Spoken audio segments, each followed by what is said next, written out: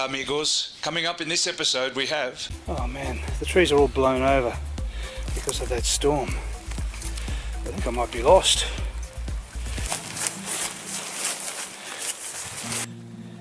Welcome to the refugio.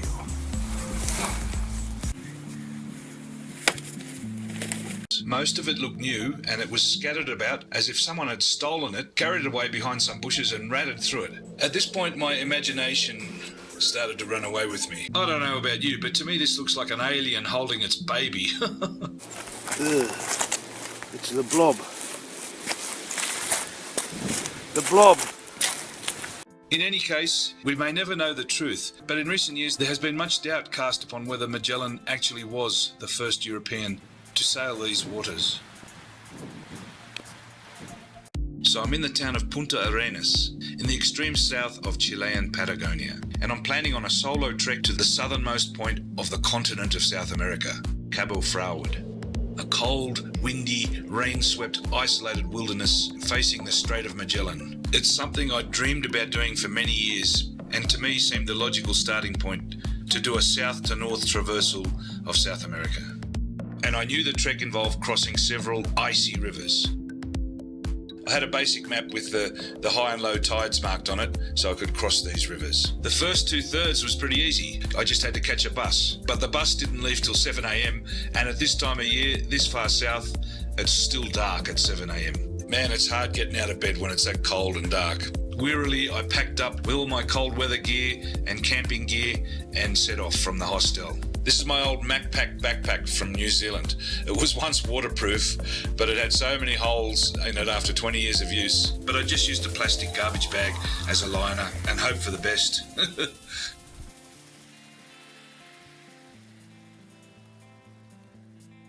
I was the last person off the bus, and the driver did me a favour by dropping me about 1 kilometre closer at the actual bridge over the River San Juan. He said the bus only ran every second day. The driver wished me good luck, and he added I was a brave man wanting to do the trek at this time of year because there was already snow on the nearby mountains. Ooh, that looks a bit cold. This friendly dog followed me for miles. I had to get a little bit aggressive and shoo him away. Even though I would have appreciated his company, I didn't have enough food for him. The way to Cabo Froward was basically south and just keep sticking to the coast. The first half a day would be on a dirt road. There were farmhouses and other buildings scattered every few miles. This sign mentions a Franciscan friar called Domingo Pasolini, and he's remembered for building the road and the bridges over these rivers, and also for trying to help the indigenous people in this area. More on him in a later episode.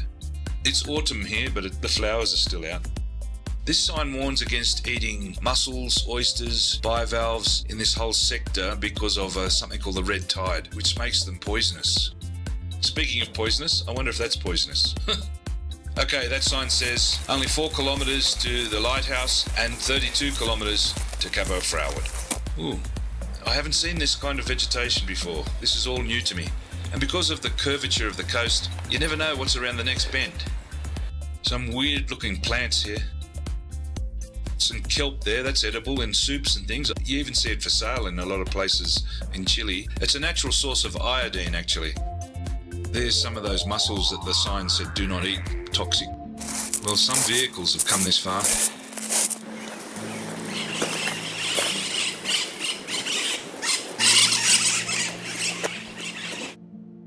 I was making pretty good progress at this point. I'd done about 10 kilometres because I was following a vehicular track. But that was about to change.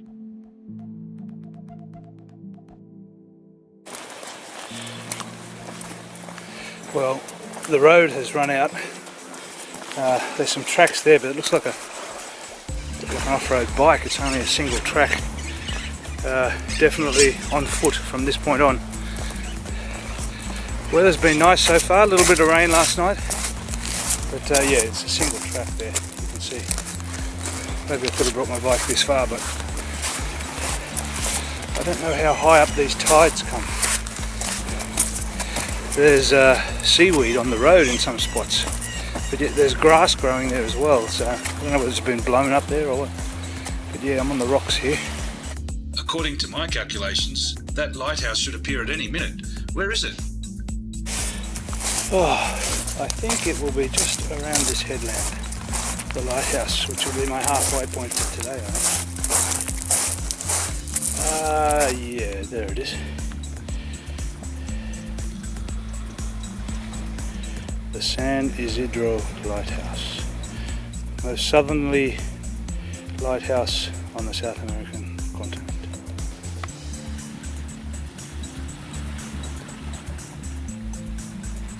They're unusual looking rocks, aren't they? It almost looks man-made, like an Inca wall. Look like pillows.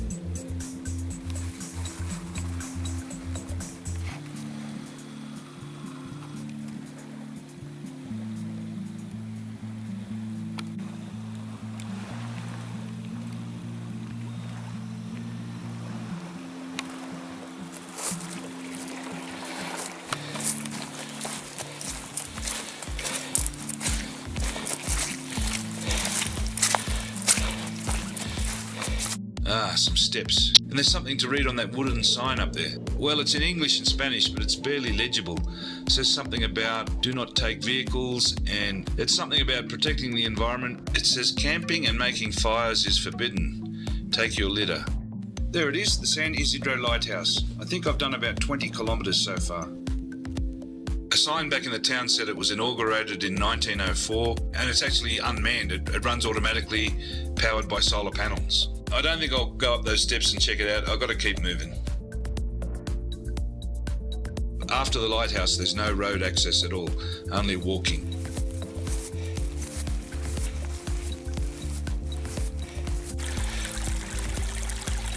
Looks like the ruins of something. What's that? An all-weather letterbox or something.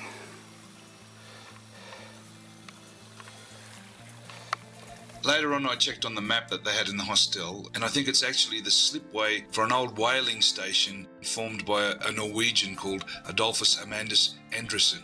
His company was founded in 1905, just 1 year after the lighthouse was inaugurated. Every now and again the trail took a shortcut through the forest, but it was very disorienting. There were trails going everywhere. Even though I had my GPS, I didn't have any trail downloaded onto it. It's just been upturned. The roots. I wonder if it's from that storm we had. Oh man, the trees are all blown over because of that storm. I think I might be lost. They're all different trails that go all different ways. Oh, wait a minute. There's an orange marker.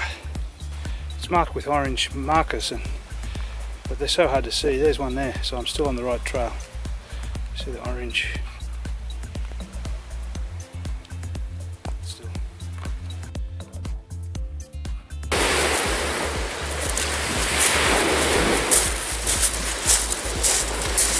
Walking along here, you never knew what was around the corner. Like these weird rock formations. They look almost man-made.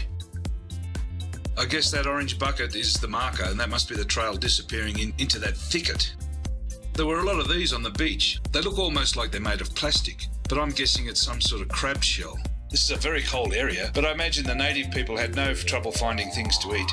Looks like a clam shell there. Clam chowder, anyone? Purple mushrooms? They could be poisonous though.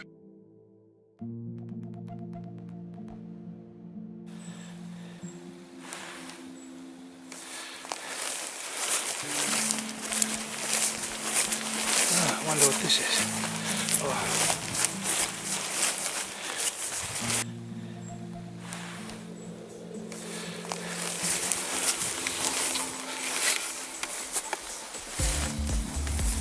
Welcome to the refugio.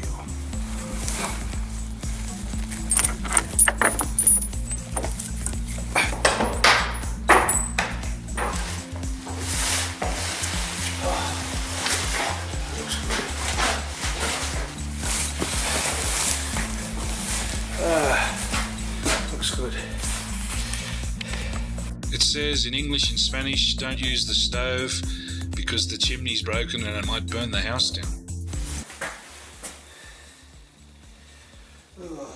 just looking at this map, I think I have to keep pushing on if I want to do it in the number of days I want to do it. I'll just have to keep pushing. I have to cross the river, camp on the other side of the river. Much as I'd like to stay here, I can't. I haven't got time. Only about 200 metres from here, I came to a river. It looked about 6 foot deep, but there was a log jam there that conveniently made a natural bridge, but it was way too sinuous to carry my full pack across. First I went across with no pack to see if it was possible. It was. So then I made a few trips with the sleeping bag and a few other things, dropping them off. On the last trip I carried my fully loaded heaviest backpack across, and it didn't go exactly to plan.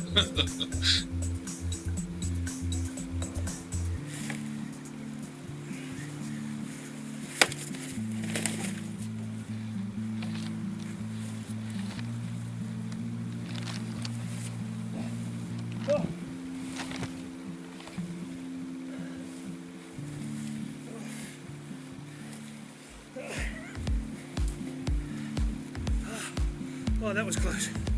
Oh.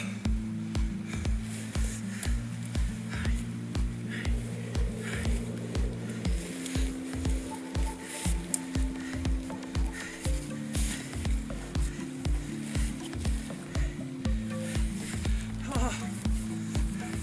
Thank God. Thank you, God.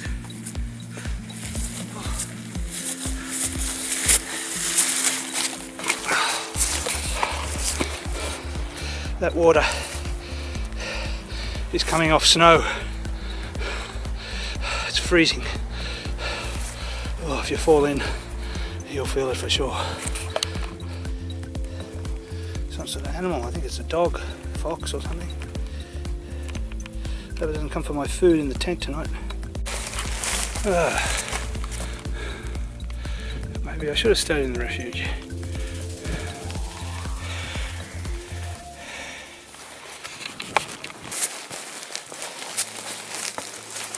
Then I came to a river that wasn't on the map, and I couldn't see where the trail started on the other side of the river. It looked deep, and I didn't feel like swimming across the freezing water this late in the day. I'd never warm up again.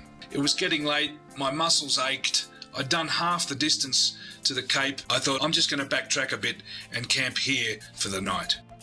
It was that cold overnight that the next morning the condensation from my breath had frozen on the inside of the tent.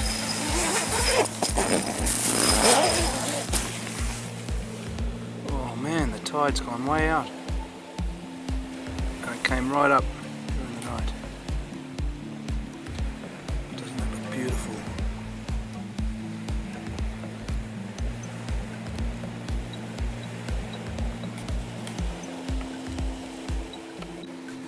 Well, I woke up this morning. My teeth have started hurting again. I really should get it taken out. I'm just worried because it flared up so quickly the time before. I don't want to be 4 days from help and have a swollen jaw, an abscess on the tooth, so I think I should turn around.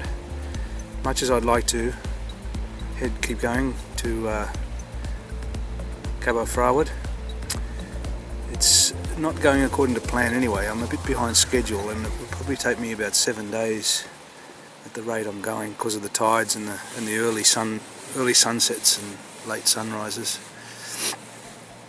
So I think I'll just turn around and go back, because the guy in the hostel, I told him get worried if I don't come back within a week, 7 days, and it's looking to me, the way I'm going, it's going to take 7 days. So I don't want a search party looking for me when there's nothing really to search for. So unfortunately I think I'm going to turn around. I've got a bit of a cough too. First time in about 6 years. Oh well, it has definitely been worth it. My GPS indicated I'd trekked 30 kilometres carrying this backpack yesterday, and boy oh boy, when I put it on this morning, my shoulders ached. I'm already starting to think it's going to take me 2 days just to get back to San Juan village. I'll enjoy it more if I take it easy anyway.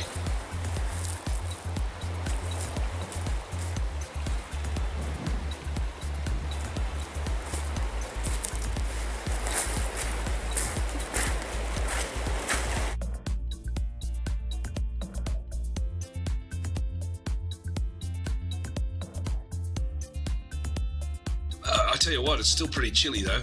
Only 5 degrees Celsius. I wonder if this purple stuff on the rocks here is something to do with that red tide that makes the oysters toxic. More mysterious fungi. Up until now, I hadn't seen another single human being. Up until now.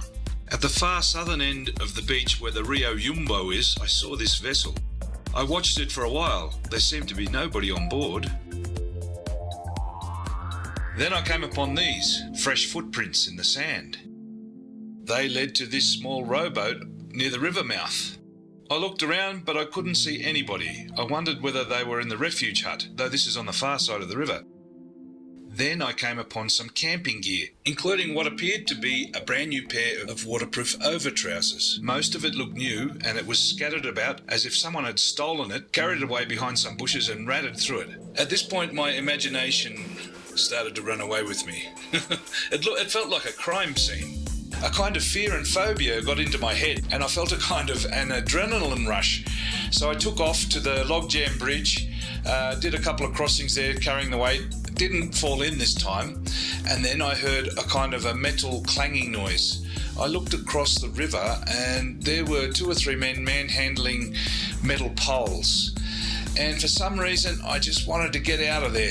I did knock on the door of the abandoned hut and there was no one in there, but you know, I'd only been alone for a couple of days, but I felt like they were invading my space, and with that crime scene there, I didn't know what was going on. I just hot-footed it out of there. Really strange feeling. Next, I came to this lonely wooden cross. It had 2 names on it, and apparently it was 2 fishermen who were lost at sea and their bodies were never found. Very sad, very lonely looking.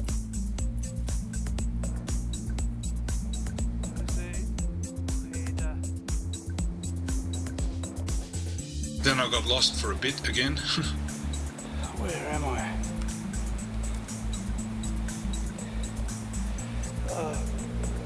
I followed my ears back to the shore and stuck to the shore. It wasn't always easy to walk along the shore, but there were these really weird looking wave-worn rock outcrops and had some peculiar characteristics. Look at these white balls that are just weathering out of them. Again, they almost look man-made. I don't know about you, but to me this looks like an alien holding its baby. And then further on, there were bowling ball-sized ones that weren't white. The bedrock was white and the rocks were black. Really weird. How about this little fella? A dead shrimp or baby lobster or what's left of him? There's that thing that I thought was a letterbox, but it's obviously not. And it looks so different today because of the angle of the light and its lower tide and everything. Certainly withstanding the rust and the elements. I can only guess that's something left over from the whaling station. And this big chain link as well. Certainly outlasting this bricks and mortar that's been undercut by the elements. I decided to shoot a quick panorama here, 15 pictures. The bay at this point in time was very peaceful and calm, but in its heyday there were boats coming in and out of here bringing in whale carcasses, very busy. Speaking of whales, this weird looking rock, it was pretty light. I'm pretty sure it's a piece of whale bone. Then there was this wooden viewing platform that gave a superb view of the bay. Very picturesque. I shouldn't call it a bay, it's the Strait of Magellan. They had this very deteriorated wooden sign and it also had a translation mistake. I decided to bury a geocache. All I had was this local coin. There's the GPS if you want to dig it up, but it's worth less than 1 cent in our money. Another wooden sign indicated a conchal, or a shell midden. This one apparently left behind by the Kaweshka cultural group. Past the San Isidro Lighthouse again, there was a lodging house and a cafe called the Kayak Cafe, but there were signs everywhere saying private property, keep out, and they appeared to be closed for the off-season anyway. See those tyre tracks there? That's the end of the road.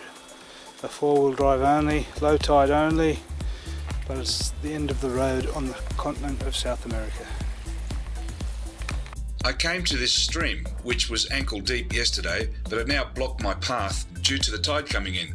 It looked about 5 foot deep. It was almost 5 p.m, so I decided to pitch my tent next to the stream at the 11 kilometre mark. I knew there would be a low tide at about 8 a.m. tomorrow morning, 15 minutes after sunrise. So that was okay. According to my GPS, I'd only walked 13 kilometres today. Less than half the distance I did yesterday, but I did get up a bit later.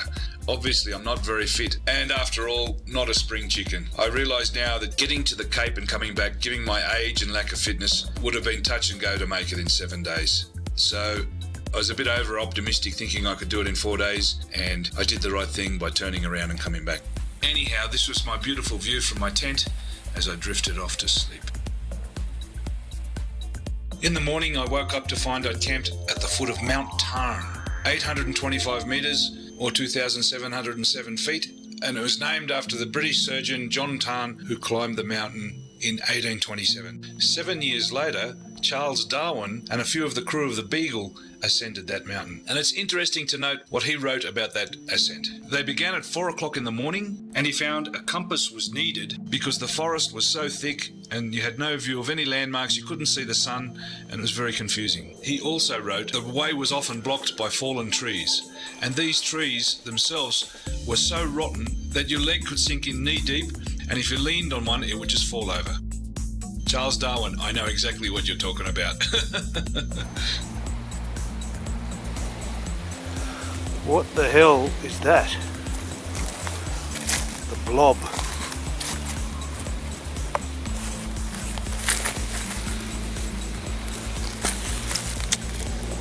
Ugh. It's about 4 foot wide. A jellyfish of some sort.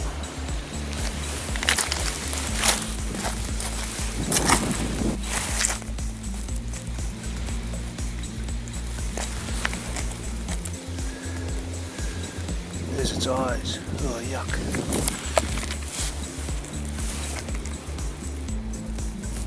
Ugh. It's the blob. The blob. Looks like there's another one. Oh, yuck. This one's got no eyes.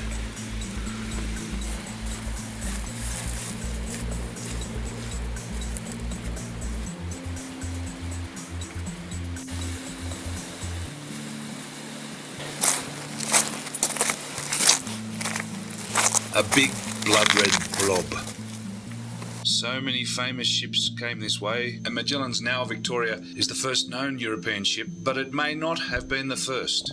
Historians have noted that Antonio Pigafetta, who accompanied Magellan and was one of the survivors who made it back to Europe, reported in his book that Magellan already knew about the straits. The sailors thought that there was no place by which to go out thence to enter into the peaceful sea. But the Captain General said that there was another strait for going out, and said that he knew it well because he had seen it by a marine chart of the King of Portugal, which map had been made by a great pilot and mariner named Martin of Bohemia. Martin of Bohemia, also known as Martin Bahame, it's thought that he never actually came to the Americas, but he did collect maps and interview other captains trying to glean information. He, in fact, made the oldest surviving globe.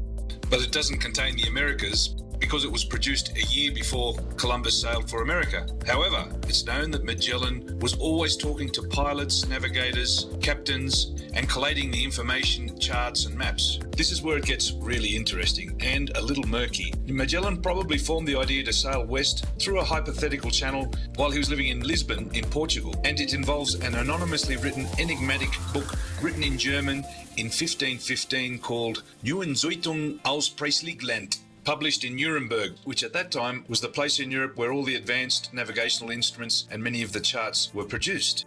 Some scholars think this book, produced around 1515, is actually based on Vespucci's third voyage, which occurred in the year 1503, some 17 years before Magellan sailed through. Some scholars think this anonymous German manuscript may also be based on Vespucci's third voyage, and there are clues in there, very hidden, but which can be interpreted to mean that Vespucci did actually sail into the Strait of Magellan. There are ambiguities, but in one of Vespucci's letters, he says he sailed as far as 52 degrees south, which is exactly where the Strait of Magellan lies. And interestingly, that ties in with a very famous map, the Waldsee-Muller map, also out of Germany, and that's the map that planted the name America on the American continent after Amerigo Vespucci's first name. It was the first map to show the east coast of South America in its entirety, and the way it's projected, it actually ends and hides where the Strait of Magellan lies. And that map was printed in 1507, 13 years before Magellan sailed through the strait.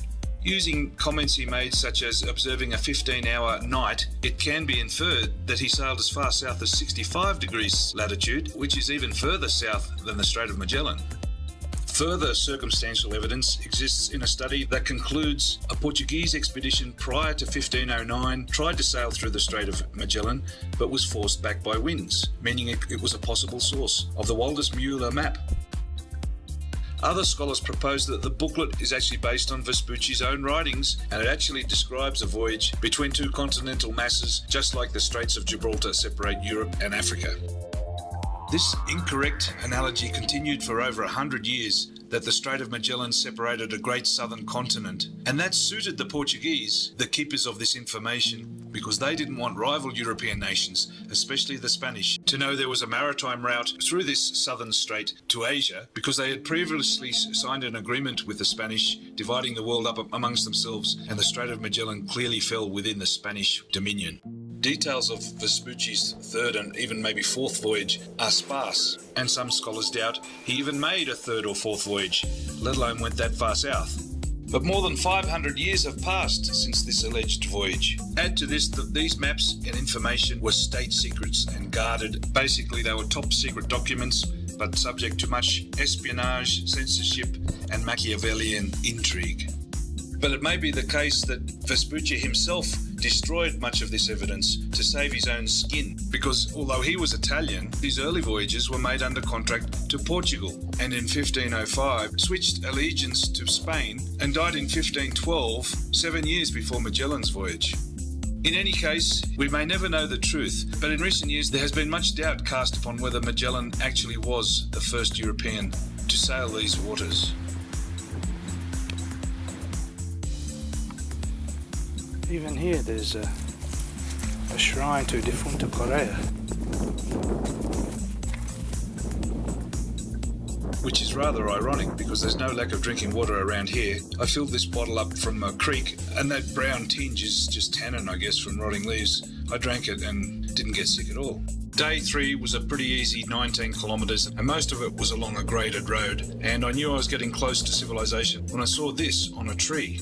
A handwritten votive of thanks, enclosed in plastic and nailed to a tree. When I got into San Juan, I asked around, and this local man told me the bus does come every second day, but I just missed today's bus. So now I might have to camp 2 more nights in the town waiting for the next bus to come. That's all for now, amigos. But coming up in the next episode, we have Senor Jose Johnson was ex-Chilean Navy, and he knew a lot about the sea. And he was an excellent host. ¿Es para exportación o para vender?